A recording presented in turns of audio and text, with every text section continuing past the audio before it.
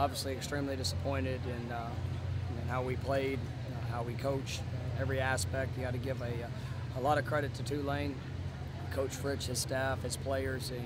Top to bottom, they were better, and that was something that for our football team, it's unfortunate to see us go out there and perform at that level. We got much higher expectations. We got our tails kicked tonight, and we got to give credit to Tulane. But we've got to look in the mirror. We've got to continue. We got to go back to work. We got to make sure we have a great response to ensure that performance like this does not happen again. But tonight we did definitely put ourselves in a position that that result was possible. Coach, your rushing game is usually the strength of the bread and butter. What is a combination of your offensive line not doing what they need to do, or their defensive line preventing you from doing what you want to do? I think it was a combination of all.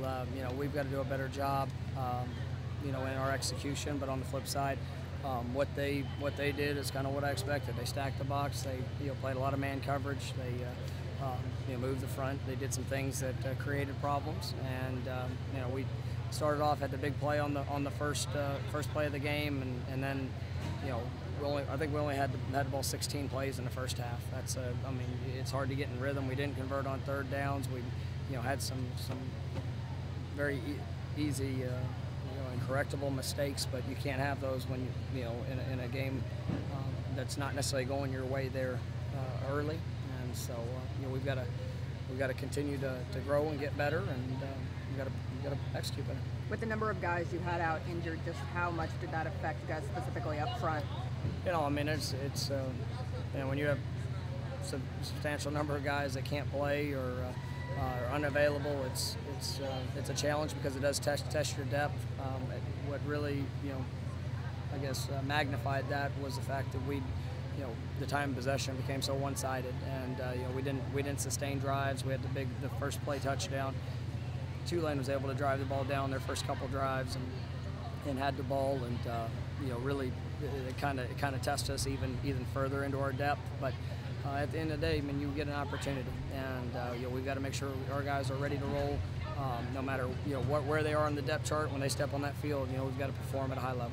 So what was your message to your team after the game like this? We've got to look in the mirror. We've got to make sure that the things that happened today. It's on all of us. It was every aspect. We were beat.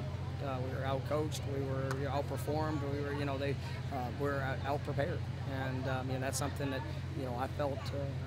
I knew going in a short week, especially going on the road, you've got to make sure that you're ready to go. I thought there were some things we did well during the week, but obviously tonight, our guys, that didn't look like our football team, and that's something I was disappointed in because I didn't see that spark and that I'm accustomed to, and so we've got to look at why that was the case and make sure we get it corrected.